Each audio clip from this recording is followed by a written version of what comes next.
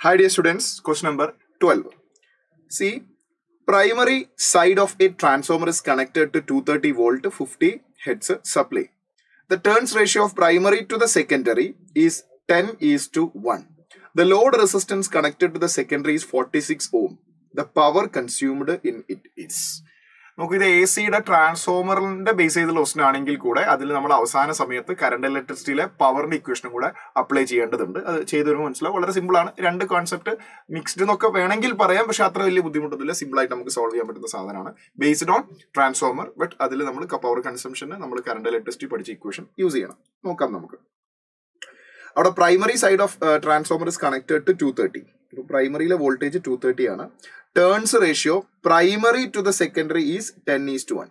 അപ്പൊ പ്രൈമറിയിലെ voltage divided by സെക്കൻഡറിയിലെ വോൾട്ടേജ് ഇസ് ഈക്വൽ ടു പ്രൈമറിയിലെ number of turns divided by സെക്കൻഡറിയിലെ നമ്പർ ഓഫ് ടേൺസ്. പ്രൈമറിയിലെ വോൾട്ടേജ് 230 ആണ്. Divided by voltage in secondary is equal to 10 divided by 1.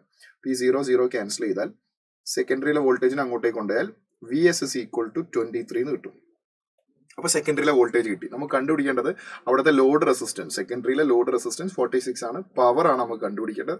Voltage നമുക്ക് അറിയാം, റെസിസ്റ്റൻസും അറിയാം. അപ്പൊ പിന്നെ വോൾട്ടേജ് റെസിസ്റ്റൻസും അറിയാമെങ്കിൽ പവറിന് ഒരുപാട് ഇക്വേഷൻ ഉണ്ട്. I²R ഉണ്ട്, V²/R ഉണ്ട്, IV ഉണ്ട്. പക്ഷെ അവിടെ നമുക്ക് കറണ്ട് അറിഞ്ഞൂടാ. പിന്നെ കറണ്ട് കണ്ടുപിടിച്ച് ചെയ്യേണ്ട ആവശ്യമില്ല, കാരണം നമുക്ക് അവിടെ ഡയറക്റ്റ് പവർ ഉണ്ടല്ലോ, വോൾട്ടേജ് ഉണ്ടല്ലോ. So power at secondary is equal to V secondary square divided by അവിടുത്തെ load resistance. So that is equal to 23ന്റെ സ്ക്വയർ എന്ന് പറയുമ്പോൾ 23 into 23 divided by 46. By solving this, you will get 11.5 watt. Option 3 is the right answer. I think it's very clear to you.